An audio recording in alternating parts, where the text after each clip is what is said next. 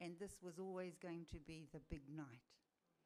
This was the event that sold out very quickly. No pressure, Rangi. However, the really important part of the evening is my part.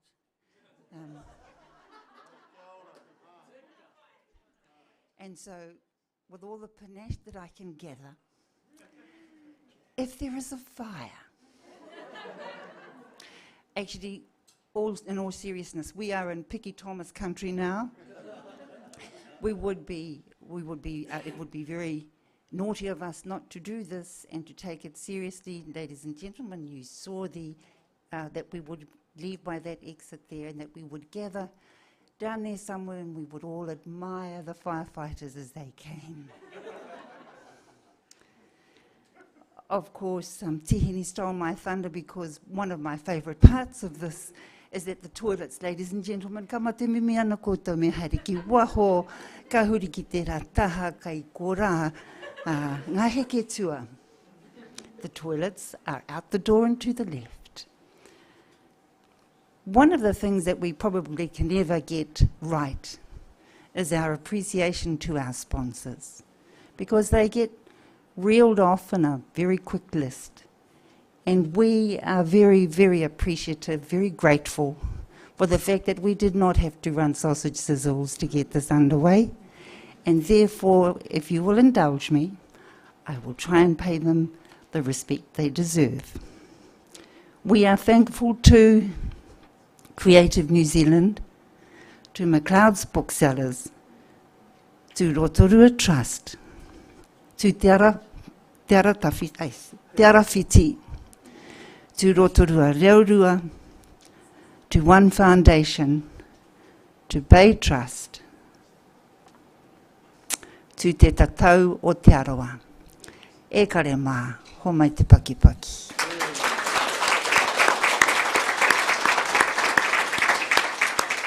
Reluctant as I am to relinquish this microphone, I shall have to do that now.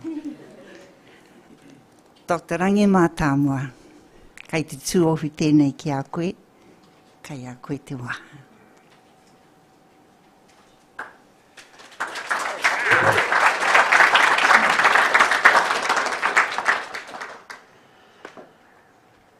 E whai, me pehea taku mihi ki a koe. I karanga mai koe ana kua tai mai ahau. Kua tai mai ahau i runga noa i ngā i tō pōhiri, i tō reo pōhiri, i rongo au i te aroha i roto i te ngākau, i te wā i pātai mai nā koe. Ka tahi karua tēnei kaupapa, he kaupapa rangatira. Nō reira, hakoa te nui o ngā mahi, kai mua tonu i te ihu i tēnei wā, kua tai ātina nā mai. Nō reira, e mihi tonu ki a koe o tira ki a koe te hunga nā rātou, nā koutou tēnei kaupapa i whakarite. Ngāti piki ao, koutou o tira tātou, tēnei te mihi. Tēnei te mihi ki a koutou i whakatau i te kaupapa i a tātou katoa ki tō tātou whare i tēnei ahi pō. Ko koutou i te tihi o ku whakaaru i au e wānanga ana, e kimi ana i tētahi kaupapa hei kōrerotanga māku i tēnei ahi pō. Nō reira ka waihoa ke au i tērā kōrero i konei, i roto i tēnei pō nei ka hoki atu anō au ki tērā whakaaru, ki te whakanui i a koutou maroto mai ngā kōrero e whai ake nei. Me te iwi kua pai nei, tēnei te mihi nui ki a tātou. Tātou i tēnei wā o te tau, ko mātahi kari pīwai, ko Matariki kei te tū āpai i tēnei wā i mua i te whitinga mai o te rā. Nō reira, kua tata te tauhau Māori. So thank you for having me. I know that it said that I was going to speak Māori, but I'm actually going to speak English because Timoti's not here. My jokes are far better in English. And because I heard he only zoomed in, so I'm one up on Timoti today. I wanted to, this has been the past 6 months, but definitely the past 2 weeks has been the busiest of my life ever. I've never been this busy. And it's a privilege to be busy in this kaupapa. It really is. It's an absolute privilege and an honour. Tēnā kōrua. It's a privilege and an honour to be called upon to support the various Matariki kaupapa. But I wanted to do something different tonight because I wanted to focus in on, that's right, don't touch the lectern. I wanted to focus in on the actual journey of a writer and what it is for me to have produced this book in particular. And there was a whakatauki that kept coming up in my mind, and it belongs to the late Wharehuia Mourea, who I know many of us were fortunate to know and to interact with. And he was a relation to me as well as a teacher. And I know there are many of you in the audience who would have come across him. He said, "I nai nu koe te wai, me mahara koe ki te puna." Fairly much, if you drink the water, never forget the source. I think that is an absolute important value to have if you are a writer or someone who has an affection and an affiliation to literature and to written words. Like all of us, no body of water comes from a single source. There are many things that feed into that body of water. And just like people, we are from more than one source. He wai ki te tāne, he toto ki te wahine. We have water from our male side, we have blood from our female side, and they combine to create us, and it goes back generation upon generation upon generation with all of these waterways that feed in to make us up. And the book that I produced is the collection of many sources, but in particular a source that originates from here. And I've never ever, in my creation of this book, I guess, in my journey, forgotten about the source. And that's really what I want to focus on tonight. In Oeke, we're just about to come into Oeke. The moon's going to rise, I think, in about pretty soon. Oeke or Pipiri. So I think we're still in Takiro. We're just about to come into Oeke. Oeke, as a lunar phase tonight and tomorrow, is where we give thanks back to the bounty that we've received from the previous nights. Rākau nui, full moon, a couple of nights ago, really bountiful. Energy was high, so much fed into us. Rākau matohi, again, so high, lots of bounty. Takiro, multitudes of benefits upon all of us, and that's what we've been receiving. And then when the moon rises tonight, we say thank you back to our taiao and thank you back to our atua, and we do karakia, oeke. We give thanks and we make offerings. And it's the words that I hope to offer up to you tonight as I thank you for all of you attending this kōrero tonight. So oeke lune phase of Pipiri Lunar Month, we're right in at the moment, counting down to Matariki, and in a couple of days it's going to get really ugly. We're going to kore kore. I tell people kore is no and kore kore is hell no. Can we go to the next slide, please? So the man on the far left is my ancestor Te Kōkau. Te Kōkau Himiona Te Pikikōtuku. He is the grandson of Te Pikikōtuku from here. He is the son of Himiona Te Pikikōtuku, who was half from here and half from Ruatahuna. He is the father of Rawiri Te Kōkau, who was the grandfather of my grandfather. That man there wrote that book, a ledger that he received from Elson Best in the year 1898, and he proceeded to write his knowledge about star law. Now, why he did it, I have no idea. I don't know why he began to write that book. but he wrote his 400-page, records 1,000 Māori stars and 103 constellations, and kōrero about what they mean, why you name what they name, when they rise, when they set, how to read them. There he is standing next to the famous Tūhoi Tohunga Tūtakangahau of Maunga Pōhatu. That photo there is taken at Heipipi on the road to Ruatahuna, where Alson Best had a little hut. And that place has many, many connections between Ngāti Pikiao here and the people of Tūhoi. And it was many interactions. And this is pretty much the story of the origins of the book Matariki that I put out a couple of years ago. Before we get into that, I just want to take us on a little bit of a tour around the world. Next slide, please, Alex.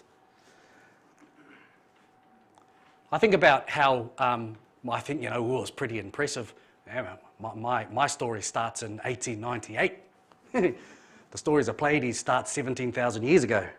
So it kind of beats my 1898.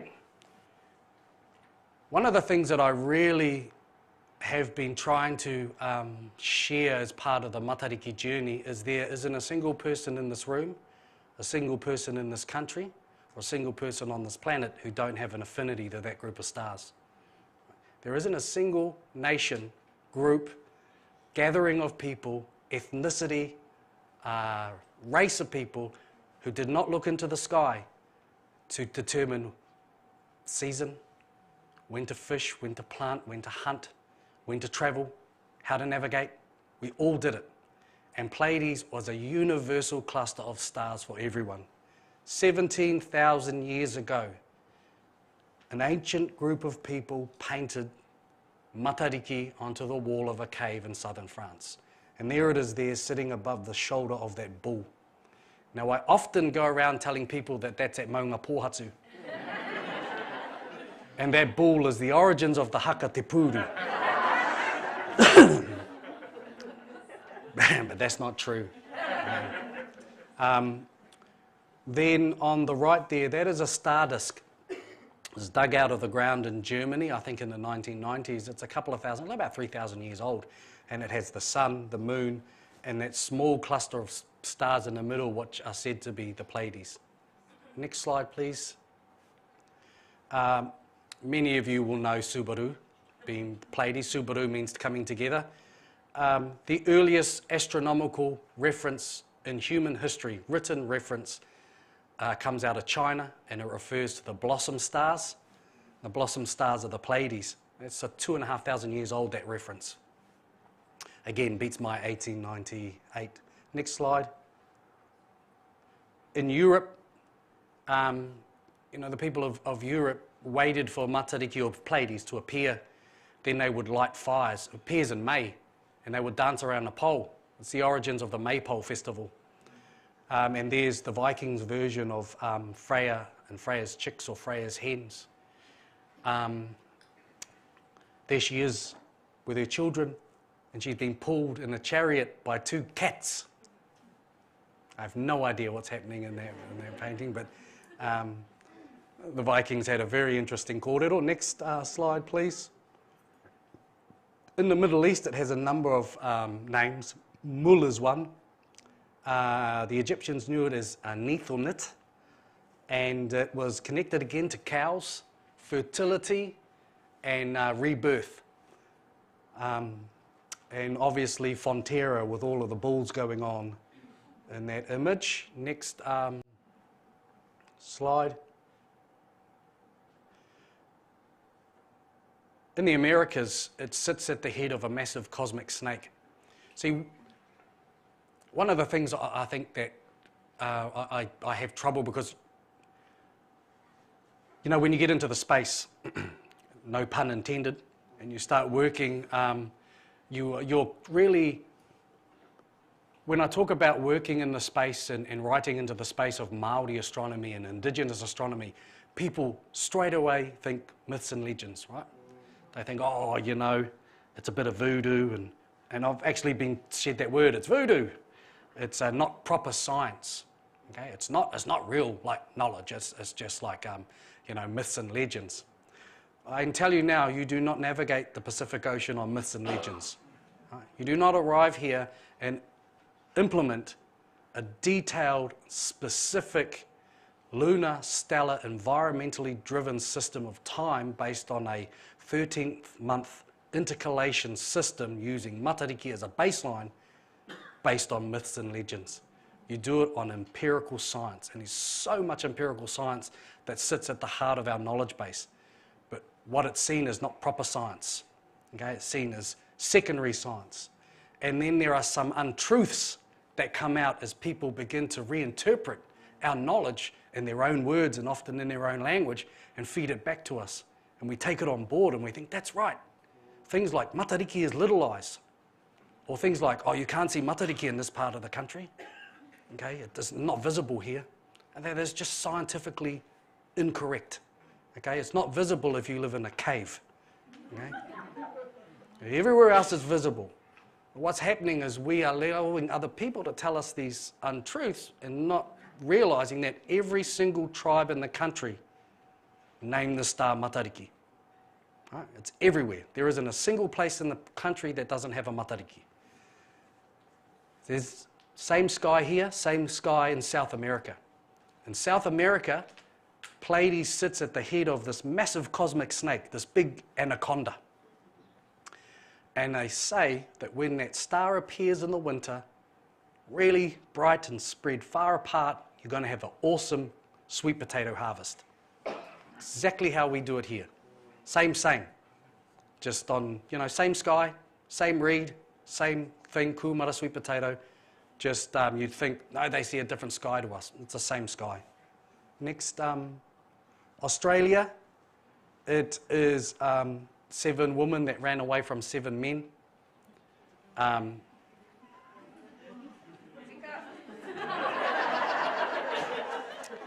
Because those men supported Queensland and New South Wales going to win that team. And next, we'll leave Australia. My team lost last week. The ancient Greeks is the most well-known called it, or that's out there, Pleiades. The Pleiades. There they are in the middle, the 7 sisters. The Greeks actually have 9 stars in the cluster. They just name them the 7 sisters because 7 of them are the daughters of 2 other stars in the cluster, Atlas and Pleione. And Zeus. Zeus wanted all of them as wives. Bit of a greedy guy was Zeus. Atlas, the father, said no, turn them into a flock of doves and put them in the sky. One of the ancient translations of the Pleiades is flock of doves. 17,000 years ago, it's depicted above the shoulder of a bull in a cave in southern France.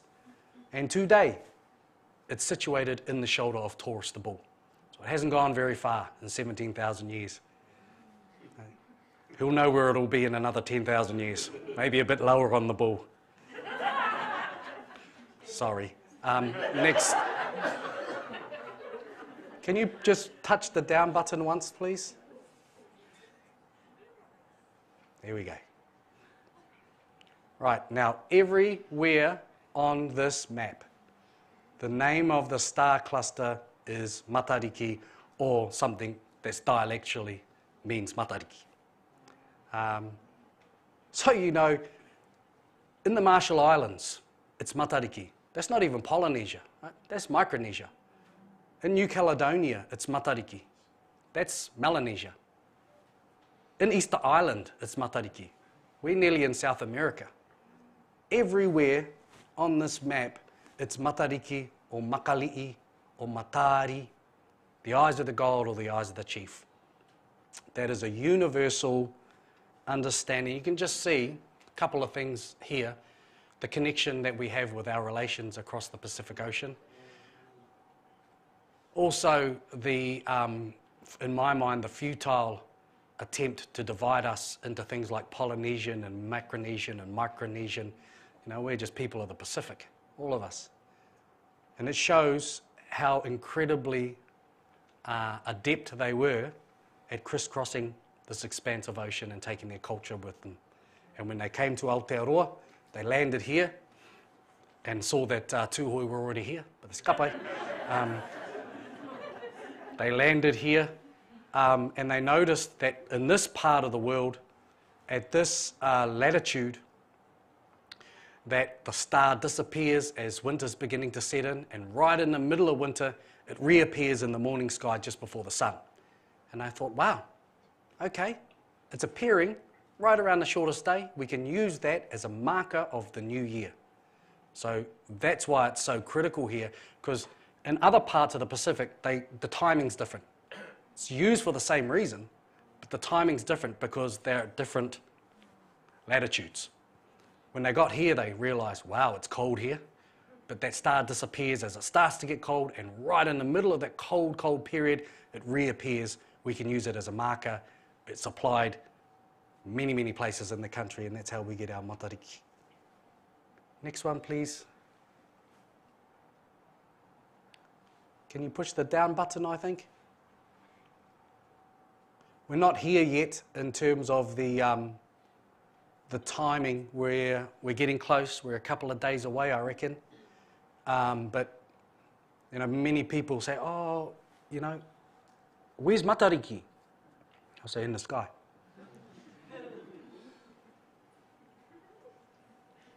And while that is, quite a smart aleck remark, it is actually something that's very, very vitally important for us in terms of the way that we maintain our relationship with the night sky. Okay, you really want to know about the stars? Go outside and look up. Too often, right, we are trying to reconnect with this stuff by coming inside and looking at it here, right? Or reading a book of what you really want to know, the lunar calendar system, go outside. Look in your environment. What's happening in your environment? People say, oh, tonight's a good night for this, and that's good, but that's not a universal read, right? What's happening in your environment? My environment, where I come from, is very different to this place, right? We have different kind of climate. We're very high, inland, cold, very different to what the far north has to what the far south has. You really want to know how to connect, to get outside and connect. I think too often we like the idea of being connected to the environment as long as it doesn't inconvenience us too much. As long as I'll do it after the rugby. Sometimes the environment's screaming in your face. The birds go, bah, bah, bah, and you're just like, oh, hoi, hoi. We don't sink in. So you really want to know, get outside. But if you really want to know how to find Matariki, right? Find the pot in the sky. Right? Nowhere else in the night sky are you going to find 3 stars that bright, that close together in a line. The one on the left, Matatoki, the one in the middle is Ngāwhata, and the one on the right is Tautoru. Right? Matatoki, because in the summer the constellation turns up, right, and it becomes an adze. It's a time that you should be doing your arts and crafts and making canoes and tattooing people. Ngāwhata in the middle, during this time of year, if that star is bright, the birds will sit on those 3 stars like a perch, and you'll catch lots of birds, and your whatakai or your pātaka will be full, ngāwhata.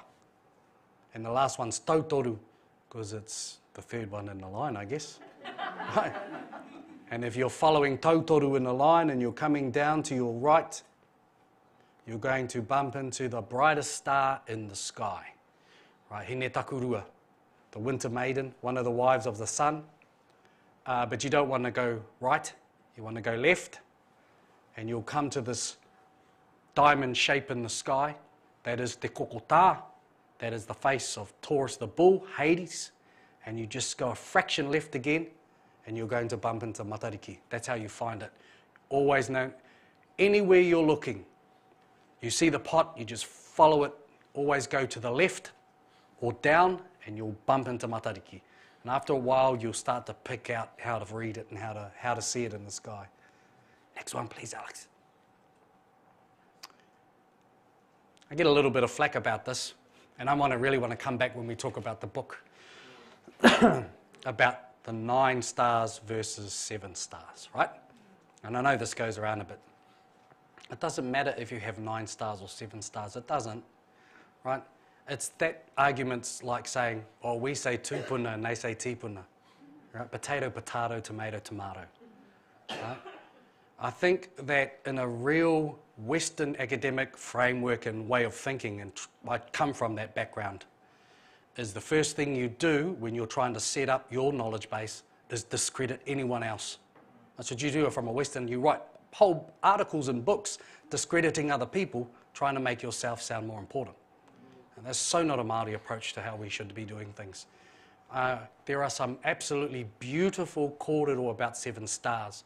And I encourage you, if you ever get an opportunity to listen to someone like Rāhui Papa talk about Te Paki o Matariki, the symbol that was taken by Tāwhio as the kingitanga coat of arms. It's absolutely beautiful. Right? I have 9 stars because that's the record that my ancestor left. I can't tell anyone else a story.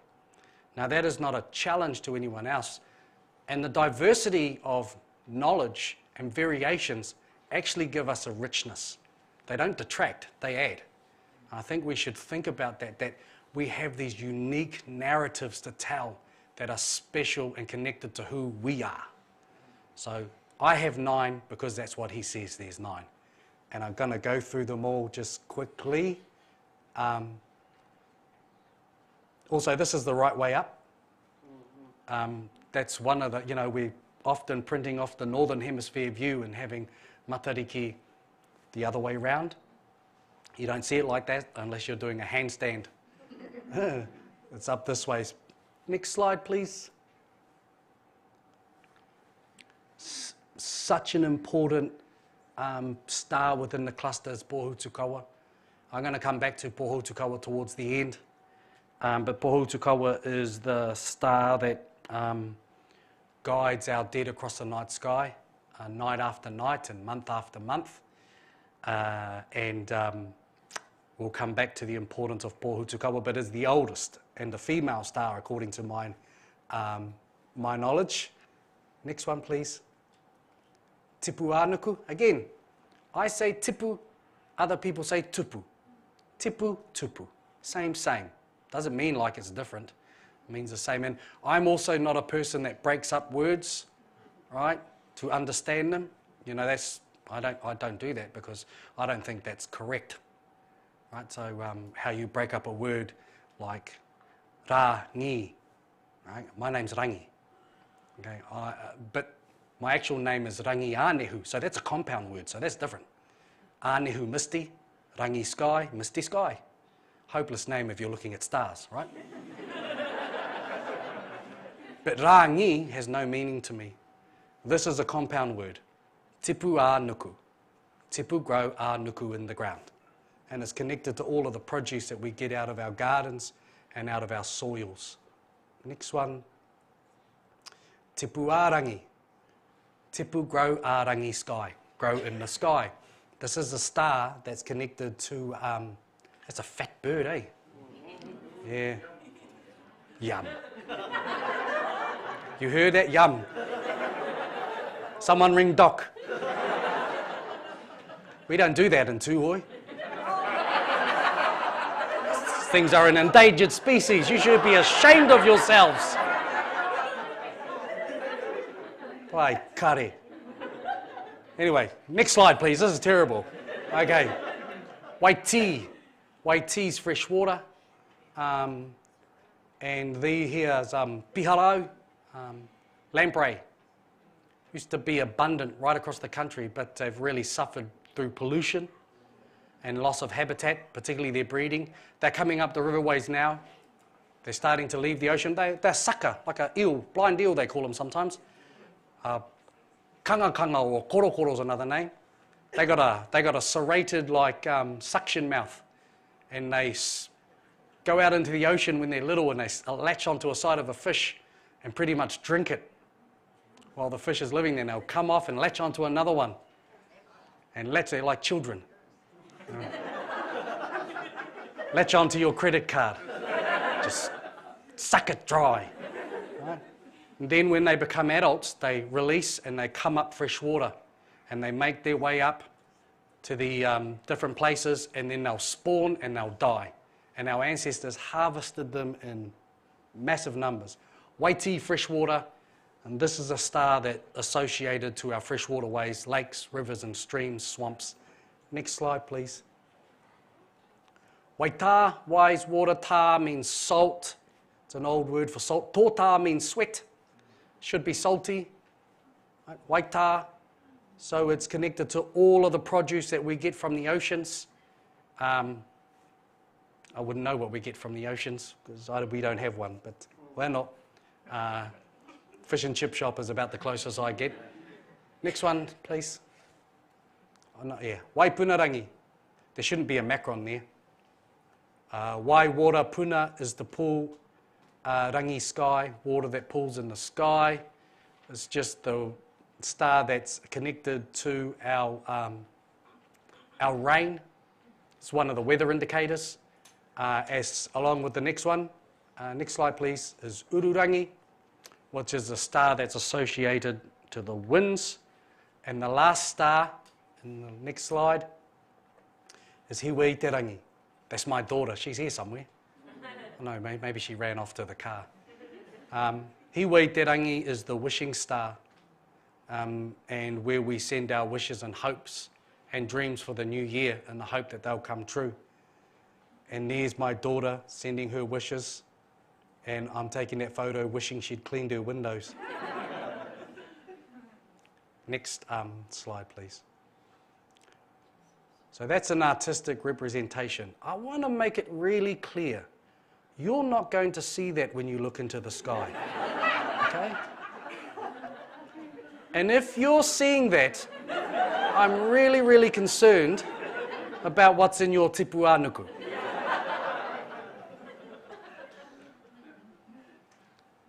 My ancestor calls this te kāhui o Matariki. And he talks about this as a framework for the way that we enact our lives.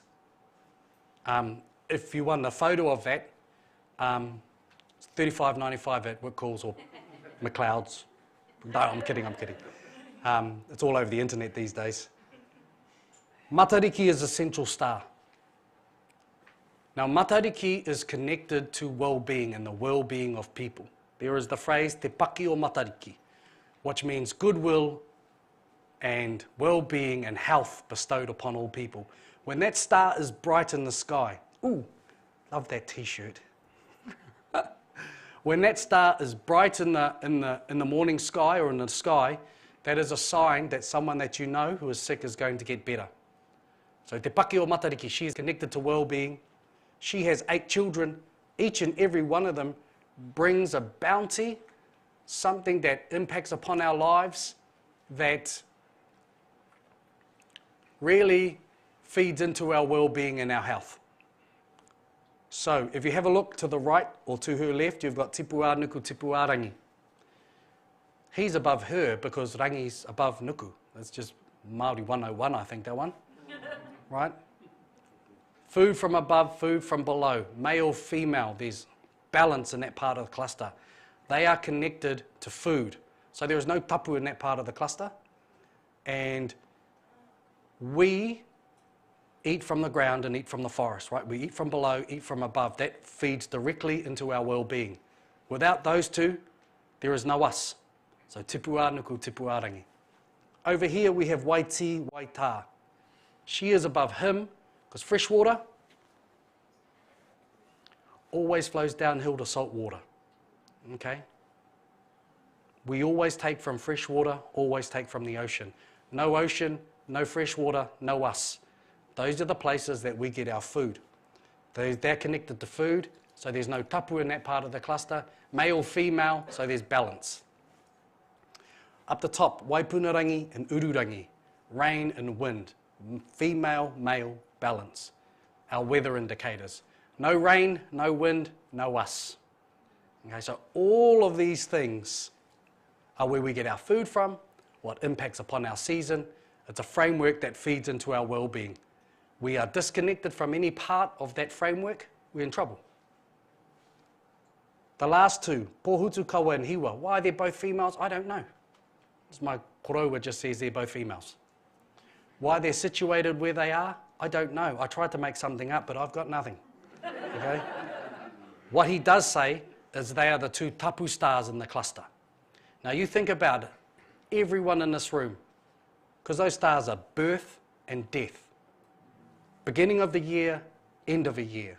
You know, new life, old life. The rising sun, the setting sun. We are all born, we all die. We are all impacted in our lives by children that are born and people that die. And it is part of the cycle of life. No one is immune or above that cycle. And that impacts on our well-being. The way that we acknowledge and bring in the new, and the way that we farewell and say goodbye to the end, to the old. And all of that encompasses the star Matariki, what sits at the heart of the cluster. So when the cluster is in the right phase, so it's positioned in the sky in the morning, when it's in the correct lunar phase, I'm going to talk about that straight after this. When it's in the right position, you take your read for Matariki. You read it. And by the way that it appears, will let you know that what your year's going to be like. Now, at times people say, what's your read? I'm like, well, I don't know if you're going to believe this, but the summer's going to be warm. And the winter's going to be cold.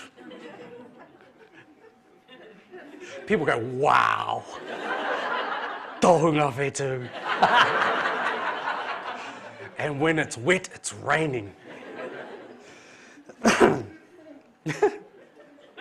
I can honestly tell you, I've put out my reads at time. Matthias here, he better back me up on this.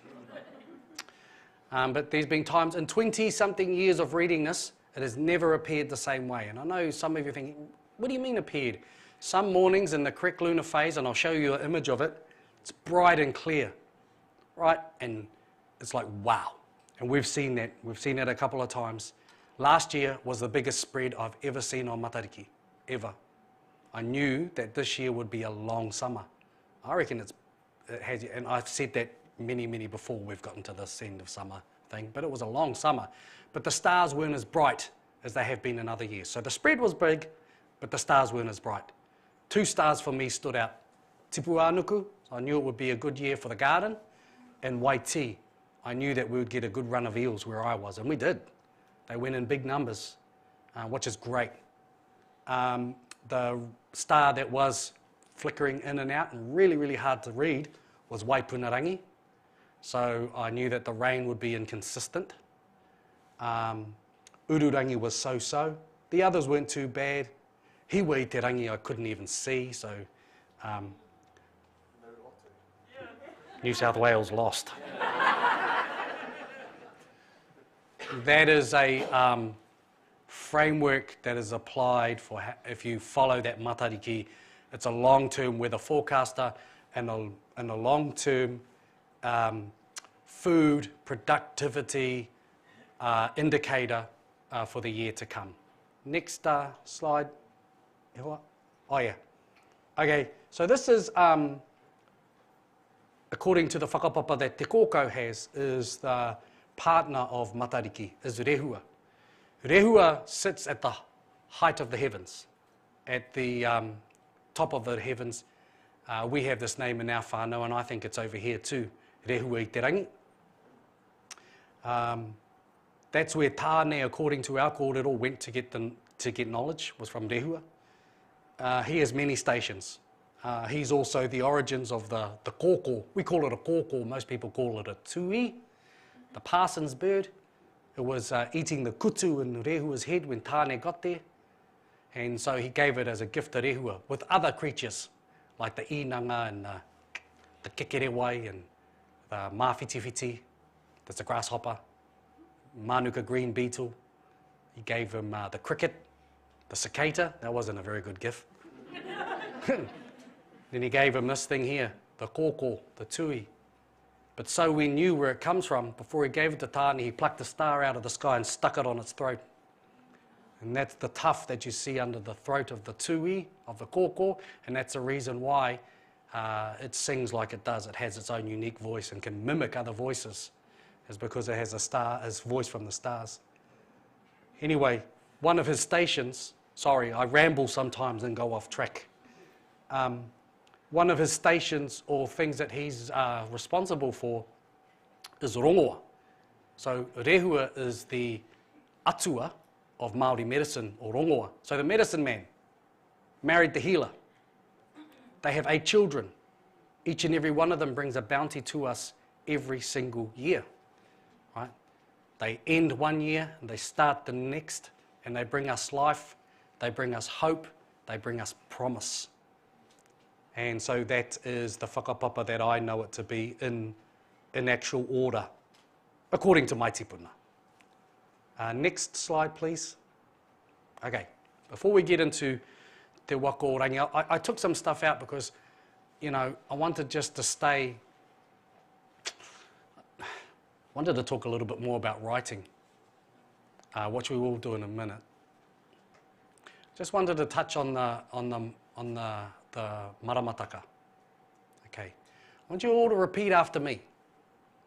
Marama. Marama. Then say marama. Marama. Marama. Marama. Marama. It is maramataka. Not maramataka. So say maramataka. Never say that again. Say maramataka. Okay, marama, moon. Taka, to fall in sequence. Right? Precession of the moon. Maramataka. Turning as well. Taka means to turn. Maramataka. It's not maramataka. Marama's light. Okay? It's not the moon. Anyway, that's just one of my pet peeves as I've been going around. People say, oh, talk to us about the maramataka. Okay? The maramataka is not truly a lunar calendar. It is an environmental calendar. It's an environmental calendar that uses the lunar phases as a baseline. That's my quote. I came up with that. Please. I don't want to see that on Facebook. Hashtag someone else. Okay? It is an environmental calendar that uses the lunar phases as a baseline, because that's the one that you can notice changing period, night after day after night after day. It changes. So you keep your sequence with the moon. But what feeds into it is position of star in the morning in particular. So the stars that rise in the morning, they rise 4 minutes earlier every day. So they get higher and higher and they shift their position. You can tell what stars in the morning before the sun, what you should be catching, what is going to return from the islands, like the different birds, what flower will be coming out, when you should be planting, when you should be harvesting by the stars. They give you the general activity or the time of year. The moon tells you the exact time to go out and do it. Does that make sense? So you go, oh, yeah, there's the pipi wharaurua. There it is there. It's close. And then a couple of nights after the full moon, you'll get up and you'll hear,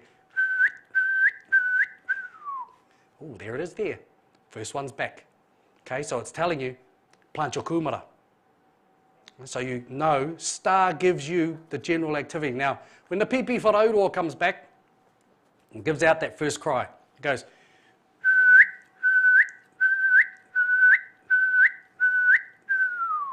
oh no, 1, 2, 3, 4, 5, 6, 7 rows of kumara this year. It's going to be a good year. I will be planting 7 rows because the pipi wharaurua, or the kumara bird, told me there's 7 rows. Now if it comes back and goes, oh,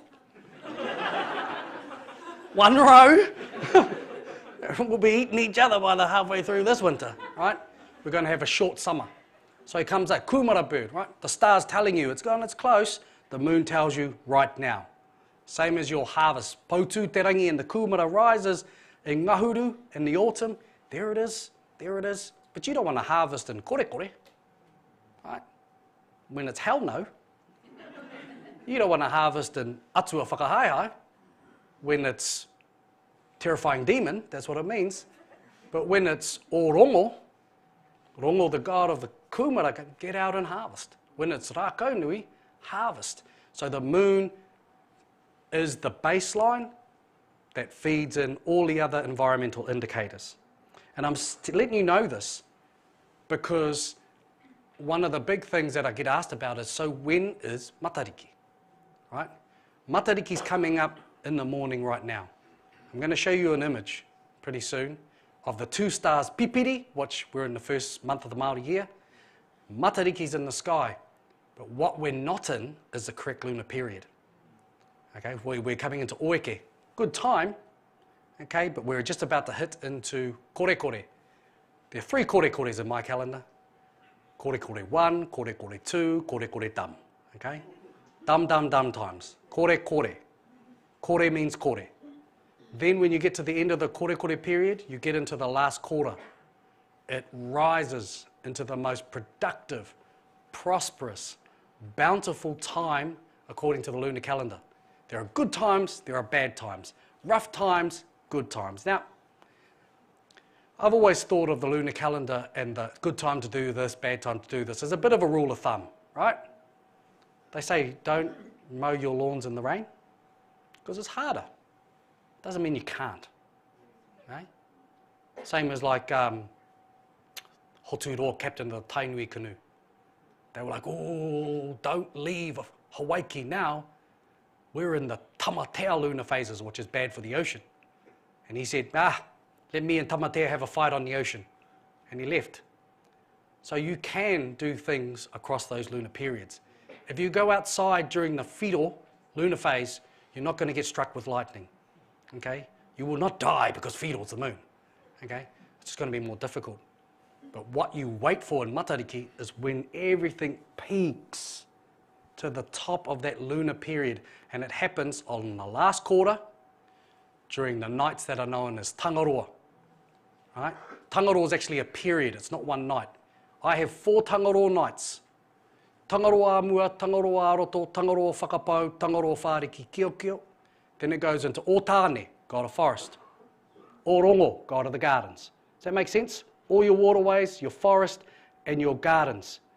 All right? Waiti, waita, tipuarangi, tipuanuku, right there. That's why you look for Matariki during that last quarter phase. That's why you read it on the first clear morning across those 6, and then you have o mutu mutu whenua, means stop.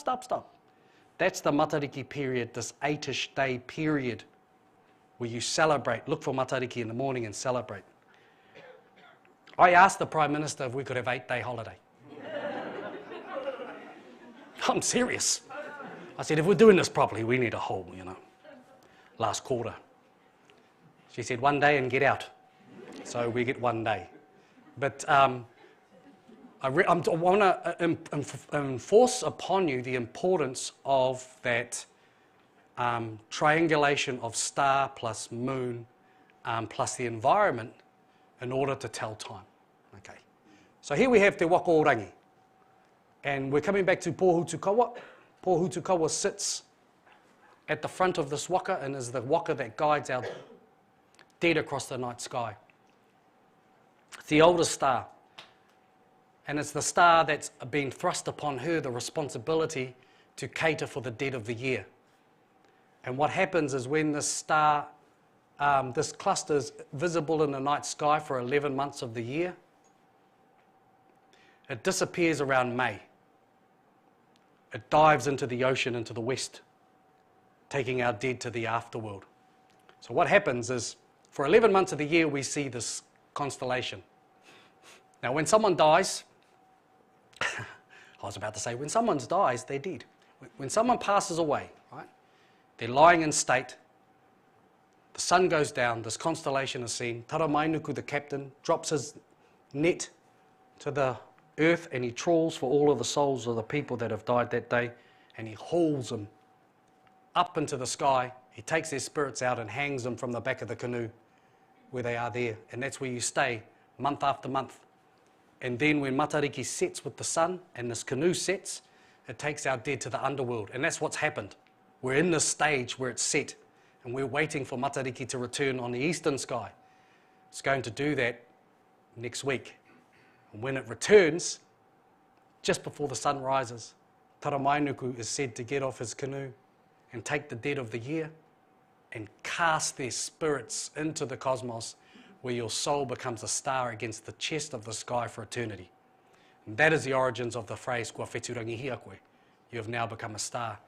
And it's a moment that we take to reflect on all of the people that we've lost during the year, and farewell them, that one last time, severing ngā here o te mate, the bonds that we have upon ourselves of the dead. But that's not like we forget them. They're always above us. Right? Those are all our ancestors in the night sky looking down upon us, going, what are you doing? Right? So they're always with us. But what we do sever are the bonds of tapu, all those restrictions, all those that weight, and it's such an important ceremony. We do this every year where we do the ceremony and we call out the names of all of the people that we've lost. And it's at that moment that they become a star, and that is such a moving part of the ceremony. People cry and weep.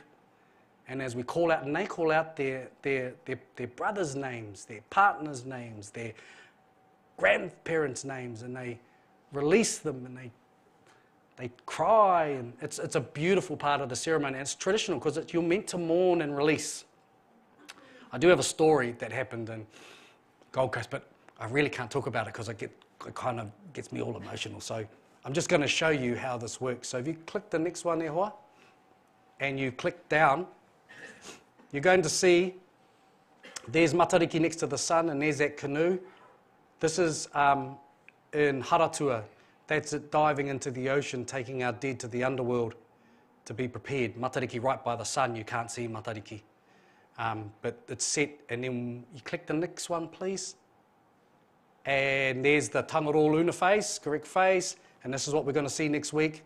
The canoe's going to rise, and we say, just as the sun rises, hei kona, koutou te hunga mate, and we release our bonds and we begin our new year. Okay, if we go to the next. So we're in this phase at the moment between the setting and the rising called Mātahi Karipiwai. It's just a flash name for in the middle. Can you go to the next one, please? Okay. You can see on the post on the right, I don't know, it might be a little bit small, but if you go straight above, you can see 3 stars of Tautoru. You see Tautoru there, Orion's belt, you see the pot? Right, you follow that in a line to the left, you're going to see a little triangle pyramid shape. Can you see that? And if you go left again, there, Matariki. So, I'm looking at this, I know I'm in the correct time to celebrate the Māori New Year, and I'm going to show you how to work this out. So if you want to click the slide, okay, here we are, here's a better one. There are a couple of things I'm looking at. Click the next one. The sun is rising in the northeast, I know I'm in the middle of winter. Like, right, I'm in winter because the sun's in that position. Click the next one. There's the 2 stars of Pipiri. So I know I'm in the right month of the right season because that's the stars that's risen before the sun that's telling me I'm in the first month of the Māori year. So I'm in Pipiri. Right? That's why Te Tahi o Pipiri, because there's those 2 stars there. Can you click the next one? I'm in the Tangaroa Luna phase, even though that looks like a spotlight.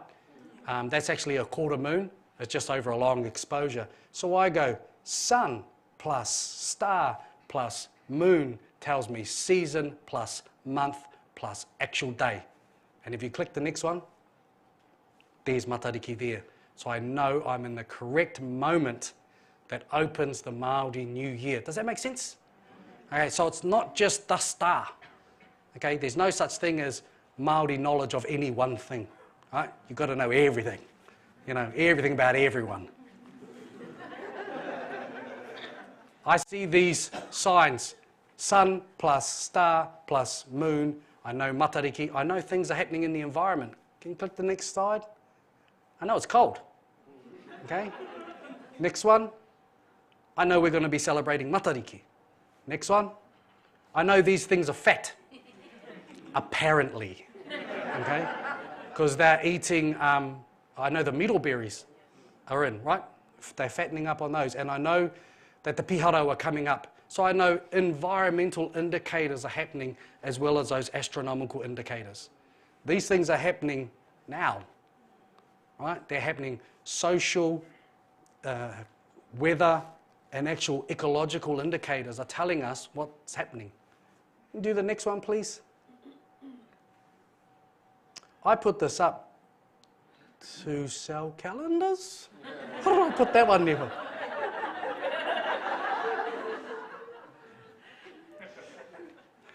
It's the calendar. Next one, please.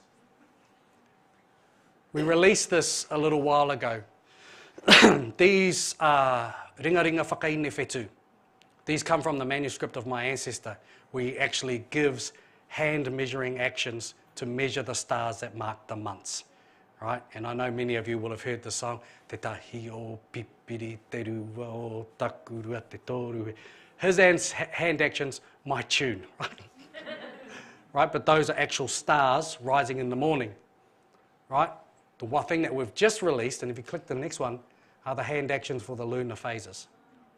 Okay, so I was saying to you, oike, o te tahi o pipiri, ngā mata o te marama, ko whiro, bum, bum, bum, tiria, hoata, o enuku okoro. Because they're in sections, right?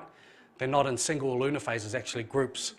Then tamate, tamatea aio, tamatea nana, tamatea kaiariki, tamatea tūhaha. So the moon getting bigger and bigger.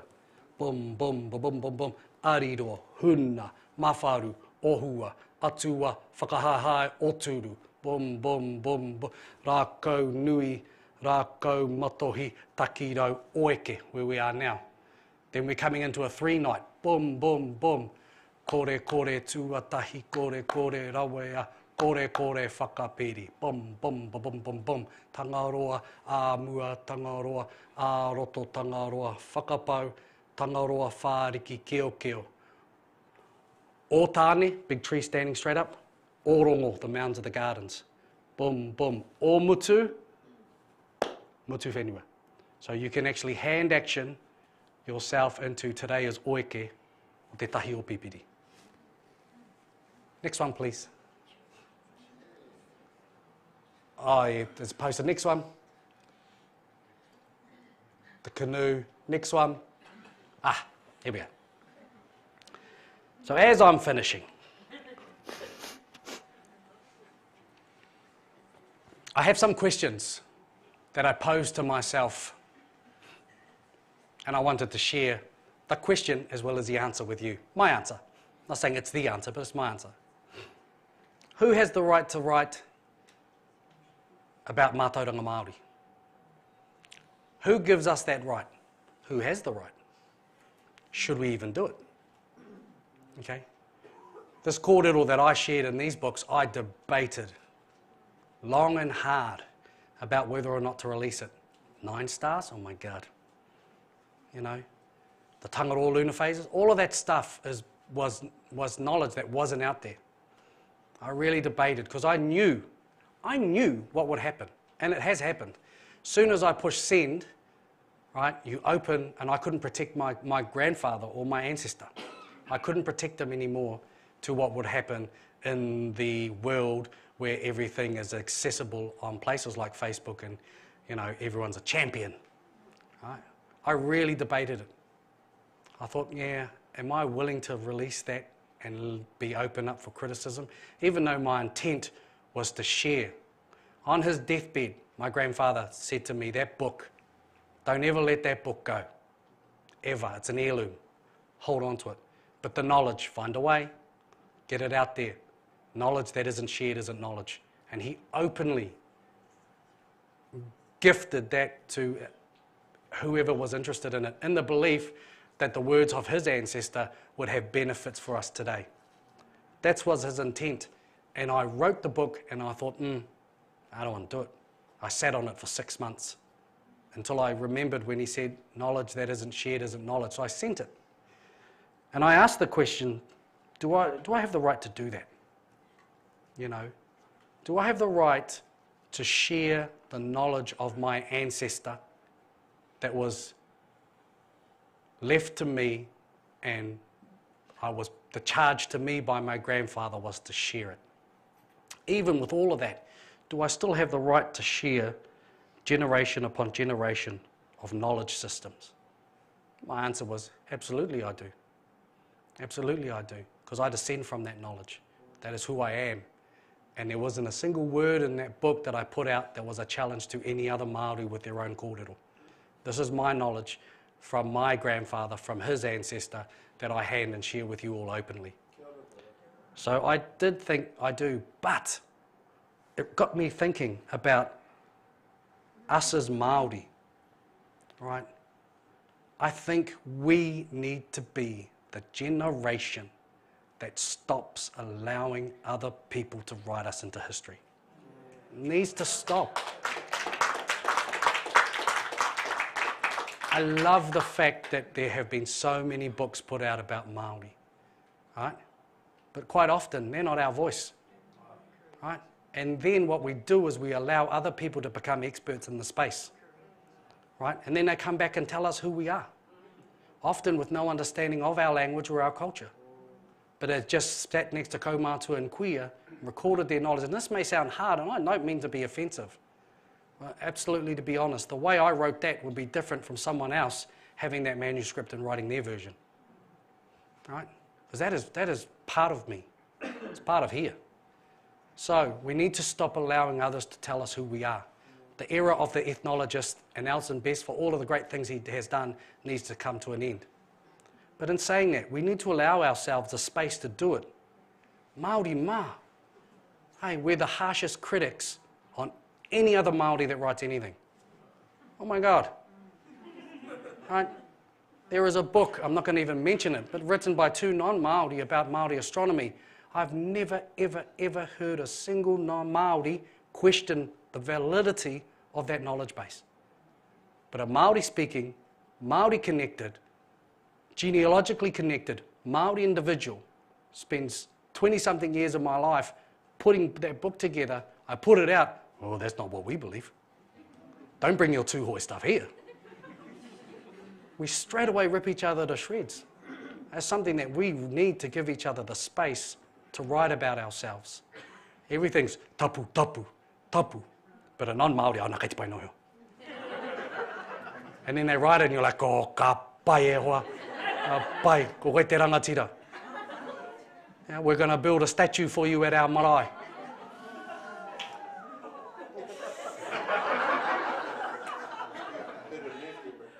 Yeah, and like I say, I'm just saying what I think anyway.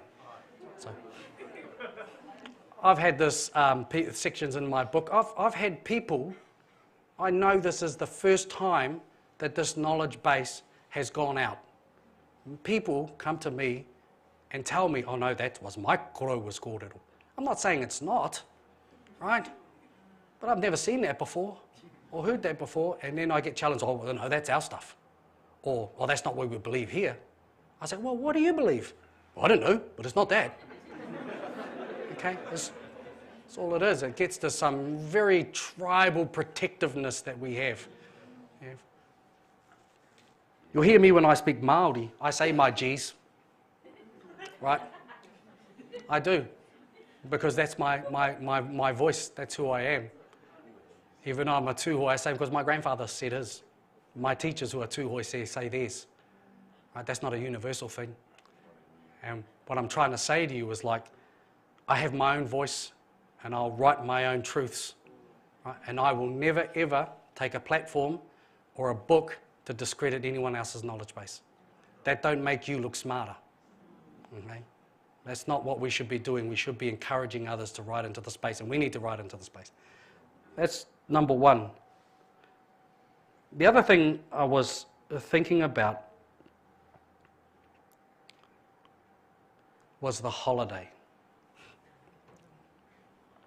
I never in my wildest dreams thought that we would get to this place where as a nation we will take a day, even though I wanted 8.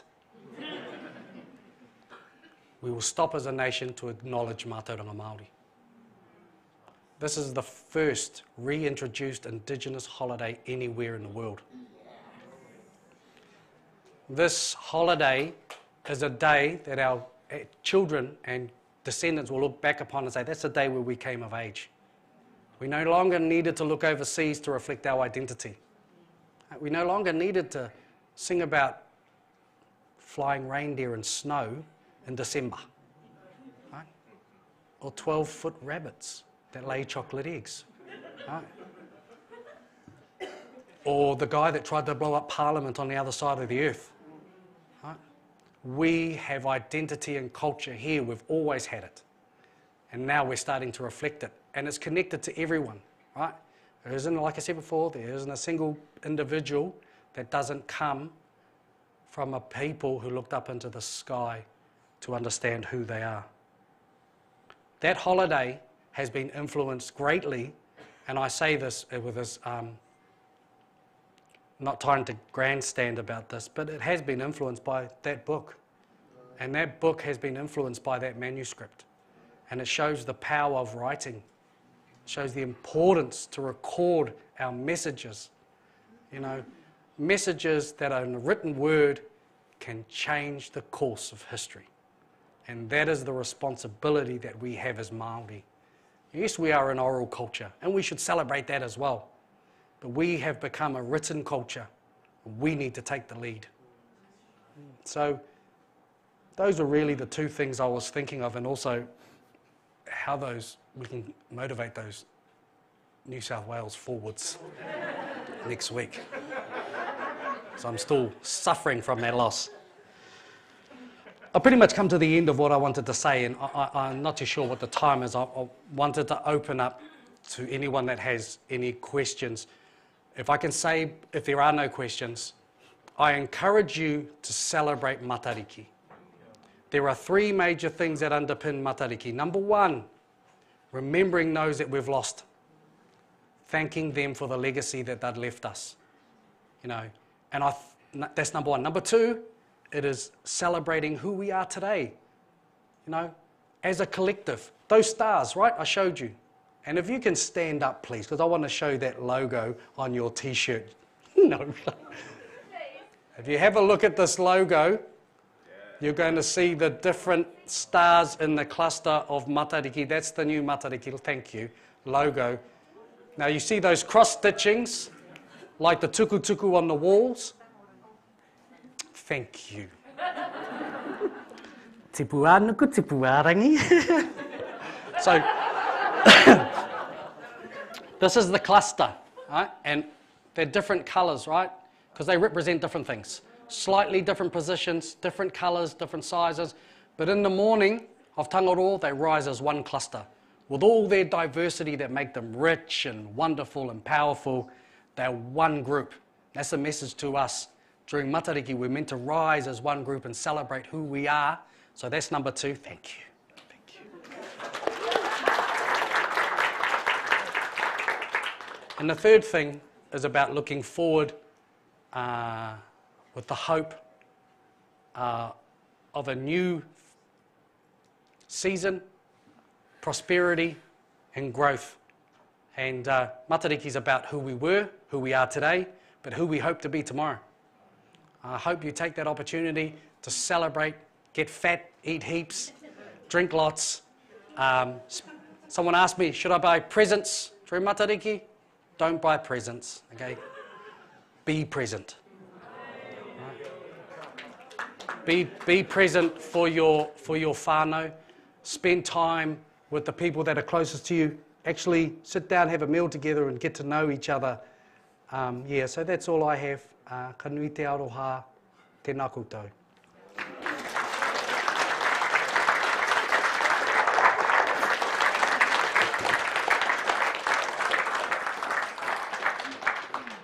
Speaking of taking opportunities, he's talked about taking opportunities. We won't get this opportunity again anytime soon. Do not squander it. The mic is here.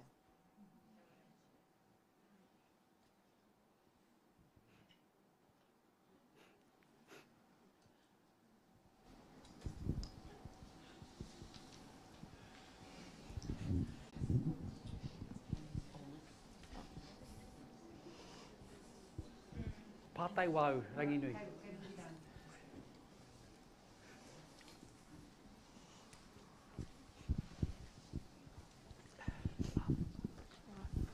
Tēnā koe, e rangi mātāmua, nei he rino ngā tukemata o Kahanunu e Mehiatanga ki a koe. He pātai tāku e pāna ki tō kōrero o te wakarangi. So I had a question about te wakarangi. And when our tūpuna go down to Rarohenga, do they stay there, they come back up? Is it like a tohi, like preparation phase for them becoming whetū? That's what I understand. I've never known them to go to Rarohenga. That's not a narrative that I have, but it could be a narrative that someone else has. And I've always known it as te waka orangi. Matai can tell you about the A&O categories better than I can. But they go to be prepared. So I understand they go to be prepared, and that's that moment that gives us a respite. You know how in Māori society someone dies that's very close to you, and quite often you'll say, oh, I'm not going to speak on the marae for 12 months. Hey, we've made it a year. We're going to unveil in 12 months. We've made the 12 months because we've fitted into a Western solar calendar system. What it was we would wait for Matariki. We would call out their names, because we didn't have headstones, right? So we would call out their names, and that's when we would release those bonds. And that's like someone might be under a certain amount of tapu because someone very close to them died. Then when Matariki sets, they prepare to sever those bonds, and it's in that haka. Ko te hau tapu e rite ki te kai nā Matariki. The hau tapu, sacred foods, prepared to feed Matariki. Tapa rei rei a koia tapa, severing the bonds. Tapa, kononua, koia na tukua, releasing them. Hio wehi, and then the sun comes up. Ihi kātu te wana wana, ki runga i te rangi. So that's what you're doing, is you're releasing those bonds upon you, and then, coming back bondless. Kia ora, rangi. Kia Oh, ora. just he pātai anō. Ka pai. Loved your kōrero about how this was like your tūpuna's knowledge, and it was passed down and then shared in the process of wānanga you went through.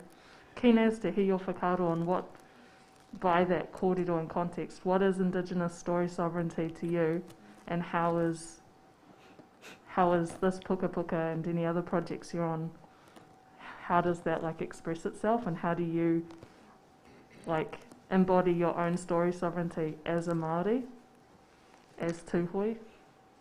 I always tell people where my knowledge comes from.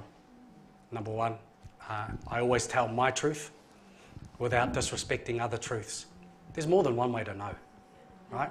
And it doesn't mean just because someone knows something that's different to the way you know something, that they're wrong and you're right, or you're wrong and they're right. You're both right, and you're both wrong. But there's more than one truth, and I think the universalization of truths is a dangerous thing. Right? The universalization of thinking and truths is a dangerous thing. So as an Indigenous writer and scholar and Māori, I speak with my voice from my knowledge base, and that's me mahara koe ki te puna, always remember the source, because that gives me my strength. If I don't have a connection to the source, I'm just making it up. Right? Number one. Number two, I never ever stand in a public space and take this opportunity to rubbish other people in the space. That is not, even though it happens to me in the space, by Māori, because that doesn't make you better, right? So I have my truth, you have your truth. Ka pai tēnā. Hoia tō waka. Ki hera. The other thing I want to say is, I'm a Māori writer, the illustrator's Māori, the publisher's Māori. So I went through that whole process, and the publisher's actually sitting at the back of the room. But the process was a Māori one. I didn't go around looking for who was going to give me the best prize. I went to the publisher because I had a Māori relationship with the publisher. And we still have this Māori relationship where I'll turn up and eat their food and leave. And they'll staunchly protect my IP without me going to around and seeing that other people have printed it off and selling it. You know, so that's the process I followed. But it's just, you speak your truth when you write.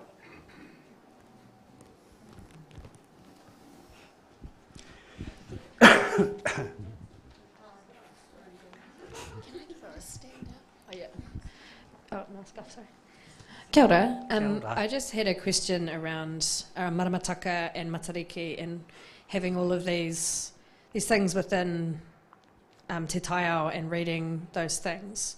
I think a lot about, I work in healthcare, and I think a lot about the whānau I work with and what their lives look like and how everything else is based around the Western calendar.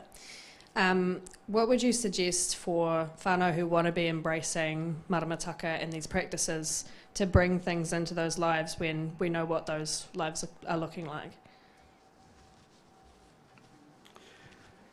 Firstly, by the calendar.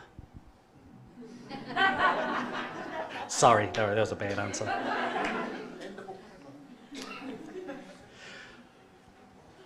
I have absolute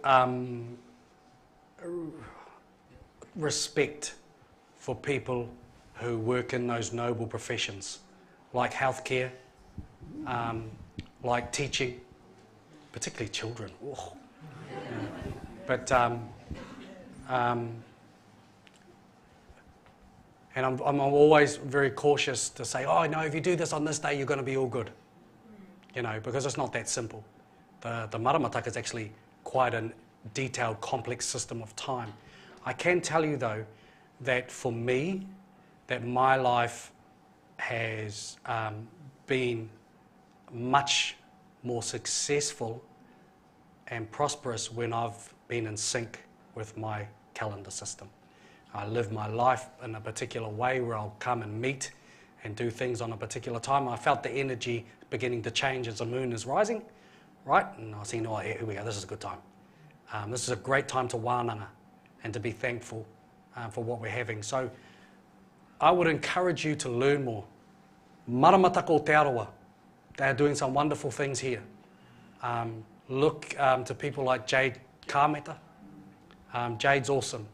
There are people like these two gentlemen over here who do a lot of the, will do much of the umukohukohu hautapu ceremony, Matai and Ranginui. There are people, Te Kurakaupapa Māori down the road here, Ngāti Rongomai. They are running their whole school system off the maramataka. So there are examples of where it can be done. You know, I'm working with some corporates who are planning their meetings around the maramataka and actually payment schedules around the maramataka. You know, it's really interesting in how they're applying it to their lives. The moon has such a massive pull and an impact on everything in the world, but it's a learning journey. You can't really just go into it and expect, you know, you're going to pick it up. It's a lifestyle. It's like anything. Look at me, going to the gym is a lifestyle. I obviously haven't been following that lifestyle, right? But it's a lifestyle, and the more you learn, the more you can. But just, I think, look locally and look to those support systems and then do it really, really piece by bit, nice and slow. Yeah. I hope that helps. That could be us, eh? Oh, here we go. Kia ora tātou. He hara tēnei te pātai, he kōrero no iho. I just wanted to say that when my whānau and I started celebrating Matariki by going out in the morning, was in about 2019. It was before some of Rangi's other stuff came out. And it was when he still used to answer his messages on Messenger. So yeah, that might give you a bit of a timeline. And I kind of bombarded him with all these questions. What do we do? Where do we go? What, you know, blah, blah, blah. Just wanting to make sure it was perfect. And this is what Rangi said back to me. Ai tuahine, mahia ko tāwi pai ai. Whaia ko te wairua o te wā, me ngā tohu kei te taiao. Tukua ngā kupu kei tō ngākau, kaore he hapa, kaore he he. Ko te mea nui kei te motuhinga ngā whakaro. And Rangi's like, yeah, it's pretty good. or I must have, because so that's what we did. We just went out to, we just drove out in the morning to try and find a place. I think one of the mornings it was quite foggy or misty, and you know, it was hard to find somewhere the next morning, and we ended up finding this development site where these whare were going to be built. We were like, yep, this is a mean place. It won't be available next year. So that's where we went, and it was a beautiful morning, and yeah, it was perfect. It did end up being perfect for us. So yeah, basically what Rangi had said to us was just do what works for you. Go with what your feelings, what your puku tells you to do. Follow what the taiao, the signs that you get from the taiao. Say what's in your heart. Put that out into the world. There's no wrong answer. There's no wrong way of doing it. And the main thing is that you do it with the right intentions. So that's what we tried to do. And I just want to say again, e mihi nui ana ki a koe nā te mea I roto I a mātou mahi, whakanui a Matariki, kua mau tonu e rā kupu ki tōku ngākau o te rā ki te manawa o tōku whānau. Me mihi nui ana I te tūngāne. Kia ora. Kia ora tuahine. In saying that, thank you so much, Helen. Kia ora tuahine. If you're interested in looking at being part of a hautapu ceremony, right, the traditional ceremony, I know they have a number that are happening in Rotorua. 6 o'clock in the morning on Friday the 24th, so next Friday, there is going to be a nationally televised hautapu ceremony at the national launch that we're conducting, that's under with Professor Mourea taking the lead. There will be an actual whāngai te hautapu ceremony broadcast live on 1-3 Prime Māori Discovery. Ranginui is going to be there, so probably National Geographic and Animal Planet as well will come and do that. It's going to be online, broadcast around the world at 6 o'clock. Just turn your television on, put your slippers on. You can actually see and be part of the actual ceremony. It goes from 6 in the morning till about midday, with different panels talking about it, and it's a way that we're trying to invite a nation to actually be part of the ceremony. But the important point, you don't need 20 tohunga in your lounge and lightning flashing in the sky for it to have meaning, right? You remember those that have passed in your life, how you want to remember them, right? However that is for you. Then you celebrate with your family and friends, however that's meaningful to you, right? And you look to the future, however that is meaningful to you. There is no, I've heard, and I know some of you are going to crack up at this, I got a message from a kura who is playing another kura in rugby on the 24th to say, oh, someone has said we shouldn't play on that day because Matariki is tapu. That's the perfect day to play. If it's mahi pāreka reka, enjoyable, get out there and do it. That's what Matariki, it's celebration. People say, for the whole day it's too tapu. No. That moment in the ceremony where we release the dead is tapu. Everything else is a celebration. So celebrate how you want to celebrate and make it your Matariki where you are. Tēnā koe Rangi, tēnā koutou katoa. Rangi, this week has been a Kupu Festival to celebrate Māori writers past, present and future. And it's been great having you here tonight to do just that for us, to show us how we can, A, be a Māori writer, secondly, take mātauranga Māori and publish it so that it goes out to the world. But with the warning that about who should be sharing that knowledge, who owns that knowledge, and who should be receiving it. Thank you so much for your kōrero. It's great to see, and I think one thing that we've seen in this week of the Kupu Festival is how many Māori writers we have amongst us, how many people are interested in writing and interested in Māori stories, and so it has been a great festival, and thank you for your contribution. Tēnā koe. Tēnā koe. And I E pātai anō hātata. Tumai. Hawarangi. Kia ora. Tuatahi karere tēnei ki a koe mō tō mātauranga. Kena koe. Thank you, no himda. Ko miri ana hau no te tau ihu o te waka o Māui. My question was around your kōrero about who has the right to share knowledge and how we can often gatekeep ourselves as Māori, thinking, oh, that's not my place. What's your whakaaro attached to if you talk about, when writing these books, you're like, I'm a descendant of this knowledge, so, it's tika. But what happens if it's a pūrākau shared by your hapu, your iwi? How do you know if that's your place to then share that story? Do you do a roadie and ask everyone? Get everyone's consent? I mean, yes. But yeah, pono, what's your whakaaro attached to that? I always write, when I write, I think about intent. Why am I writing this?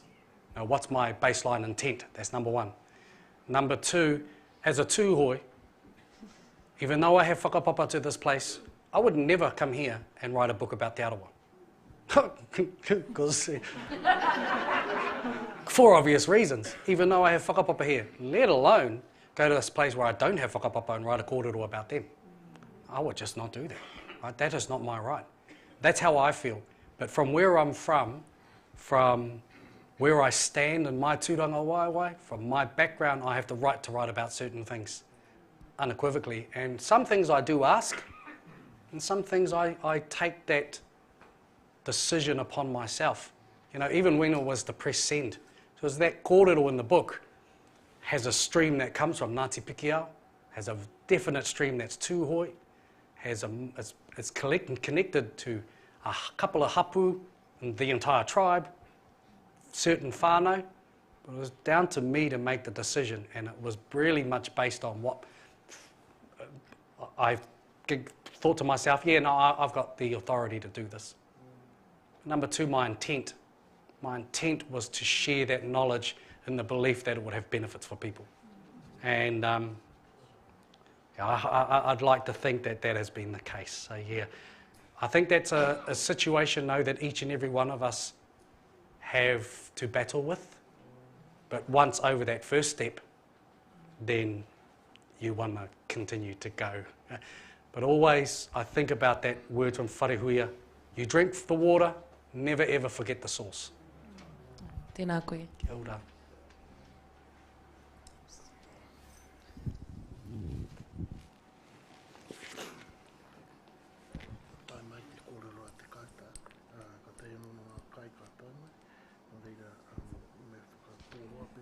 Oh yeah, well you better ask the question then.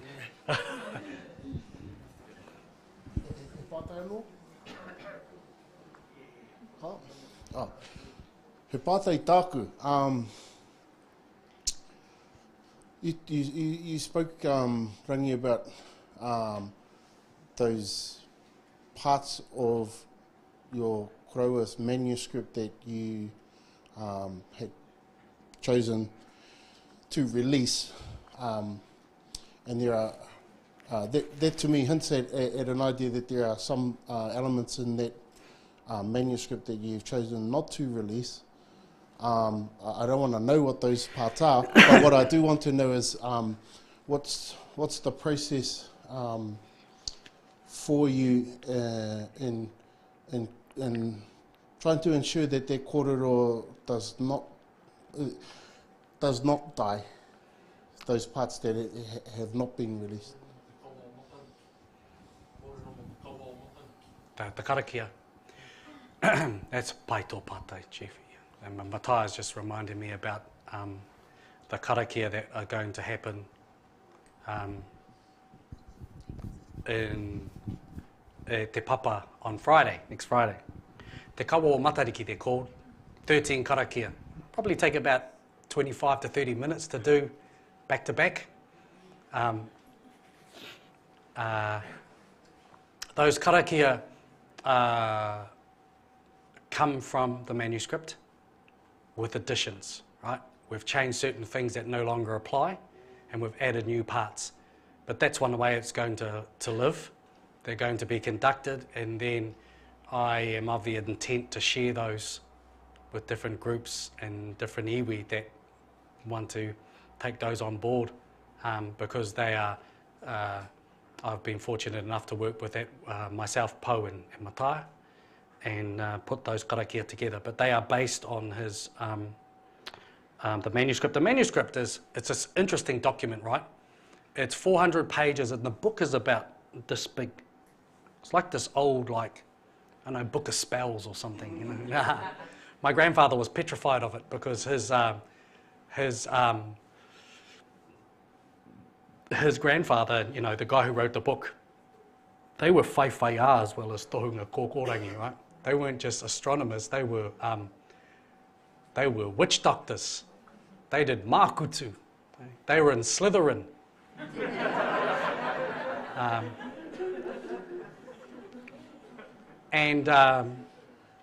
You know, like the one that wrote the book, he was the first person in Ruatahuna to have a cow. He was so tapu that the cow was tapu. Seriously, you couldn't touch the cow, you couldn't drink the milk that came from the cow because that was his cow, right? So you couldn't, if they say, oh, can we drink from that cow? They'd say, kore kau.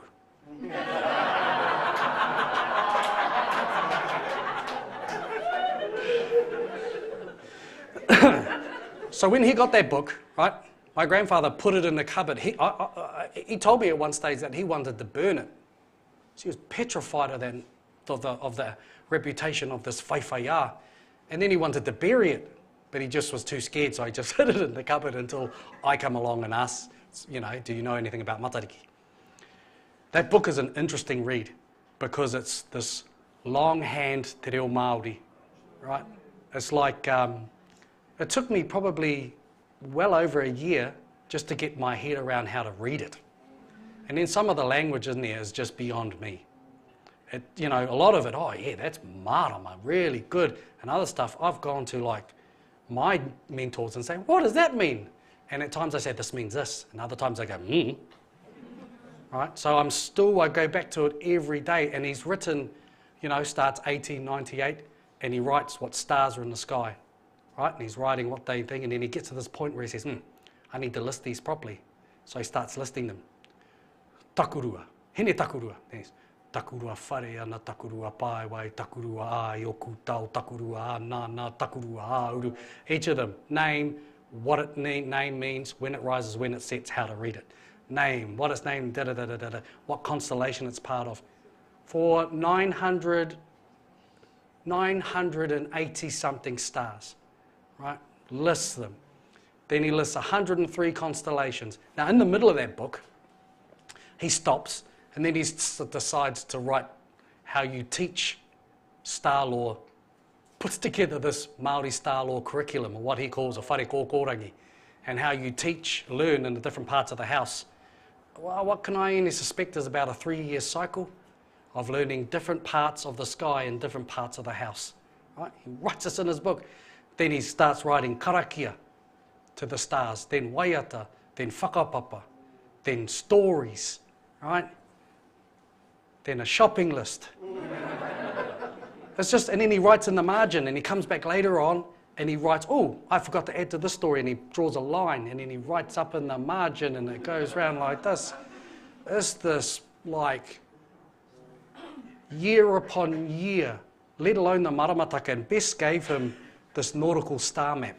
It's probably a little bit wider than this, with all the Western names, and then he spent years drawing the Māori constellations over the top in hand and naming those stars.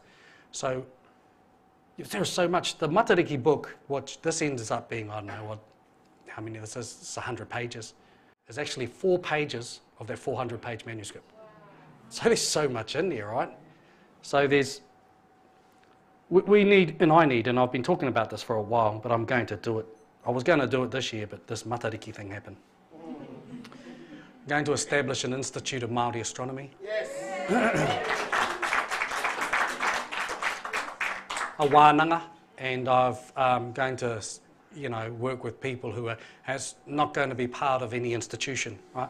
It's going to be standalone. I don't know how we're going to do it, but we'll do it.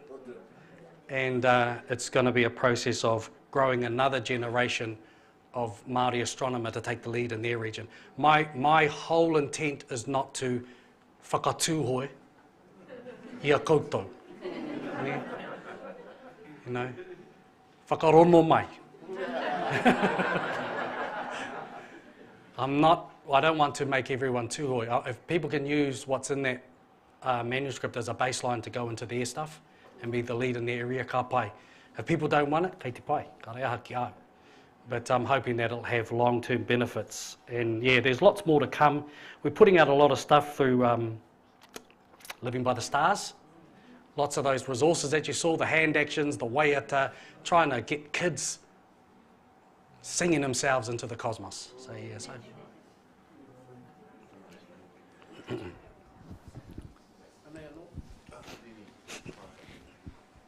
How's your observatory go?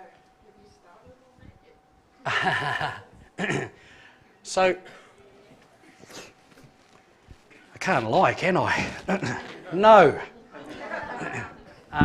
Mostly because of the holiday. See, I don't use telescopes or those things as well, because our ancestors didn't, because a very Western way, don't get me wrong, I love Western science. I love talking about astrophysics. Buzzes me out things like quantum mechanics, string theory. Oh, so I really enjoy the Big Bang Theory. I love that program, right? I've always liked science, but science is always infatuated with understanding something down to its minute detail. From a Māori perspective, nothing as an individual makes sense unless you understand how it connects to everything else. So if I'm looking at a star like that, right, I'm looking at that point of light. But if I'm looking at it like that, I'm looking at that. Why is that tree flowering when that planet's that colour? Right? So I'm looking at everything else that feeds in. What lunar phase are we? Because that eel is running with all those other eels. What stars in the sky? So I'm trying to make connections to everything else as opposed to that little star. Because if you're looking at that little star, you actually miss the rest of the sky. So we've all got observatories, every single one of us. Right? They're right out our front door. So it's there, but the actual wānanga, next year, hopefully. I've got a couple of projects. We're still working on that star app, you know, the one that you hold up and tell the names of the stars. And lots coming out, yeah. Follow Living by the Stars if you can. It's happening there.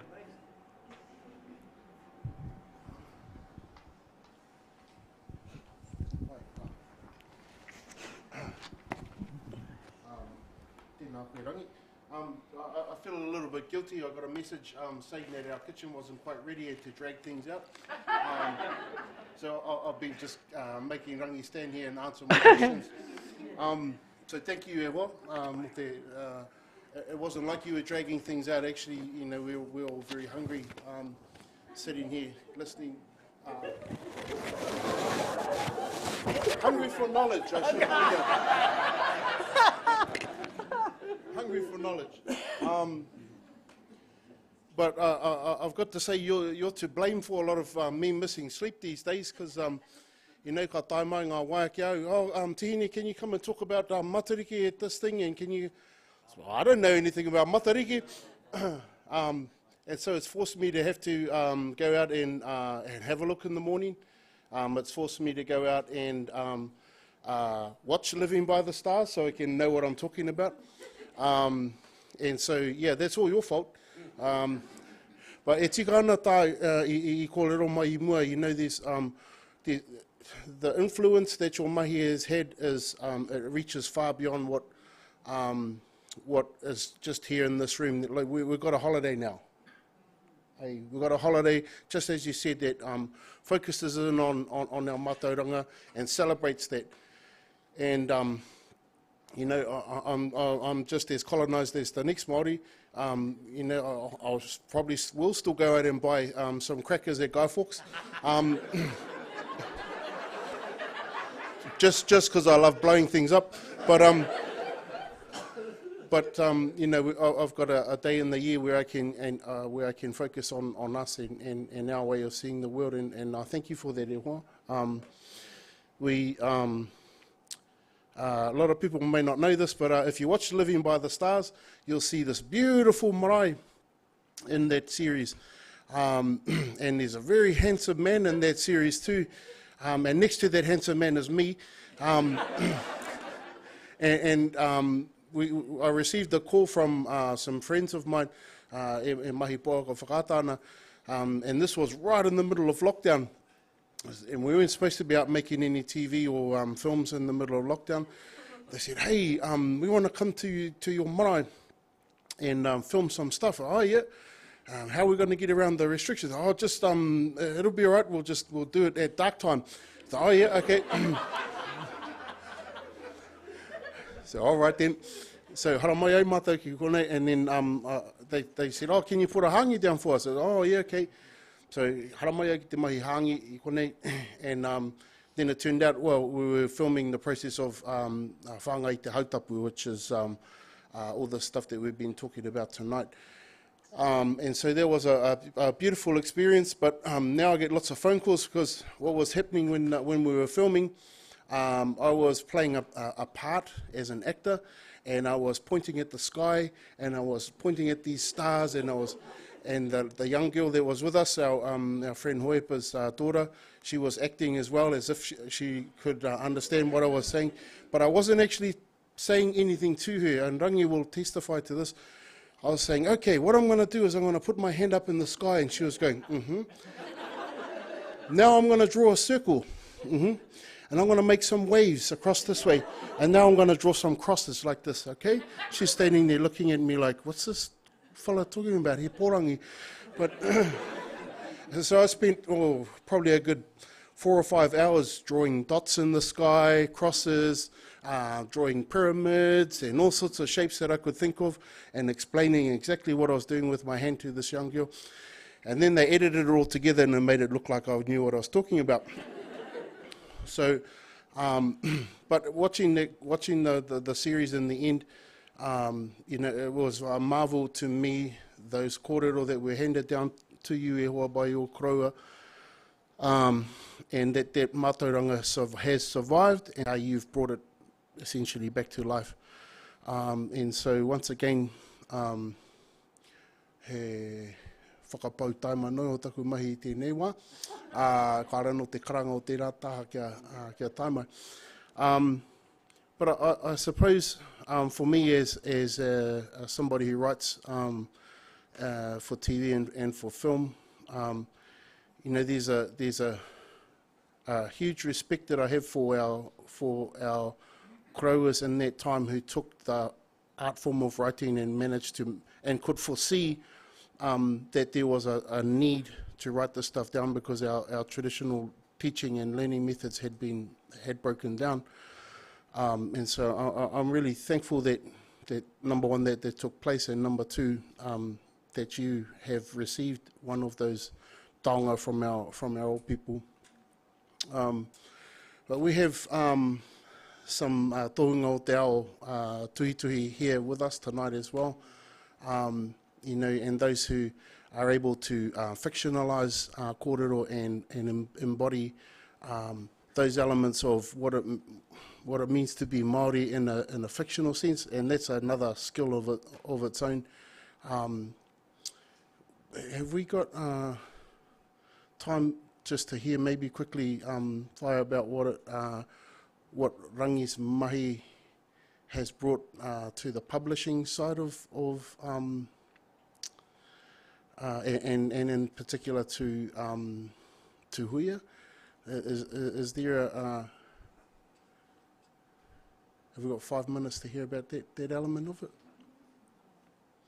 Tēnā koe. I'll let you introduce yourself. Tēnā koe.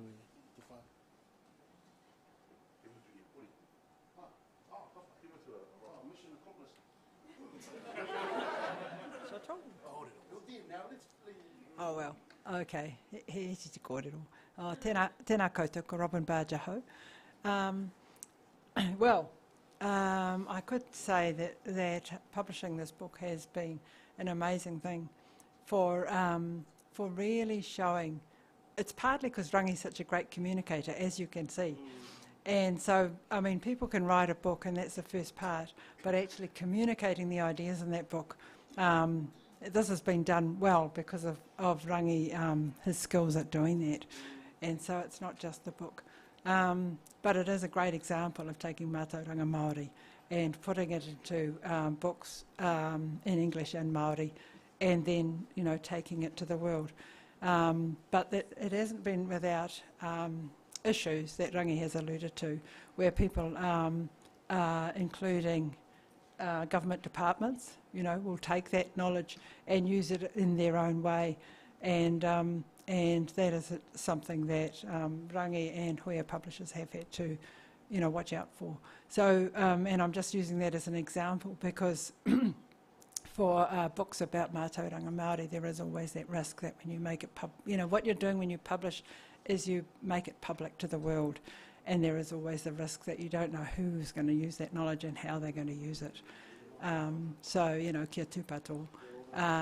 But on the other hand, it is great to be able to share that knowledge with Māori and you know, change our ways of living really as a result of a book and Rangi communicating all that stuff to us. So I think, you know, this has been a really important book for all of us in a whole lot of different ways, you know, so tēnā koe Rangi. Tēnā tātou. And yet another fantastic example of the collaboration of Tūhoe and Te Arawa. There's a product of it sitting here, but there's also the book, you know. So Whaia Robin is Te Arawa from out at Hororo, and has been the premier Māori publisher for, how long has Hoya been going for now, Whaia? Toru te kautau? There you go. So, you know, ngā mihi nui hoki ki a koe, o tino ki a koe hoki e koe, Patricia. So, all right, e ruru mai ana te mahunga o tō tātou kuia. So I've successfully dragged it out for another half an hour. Yeah.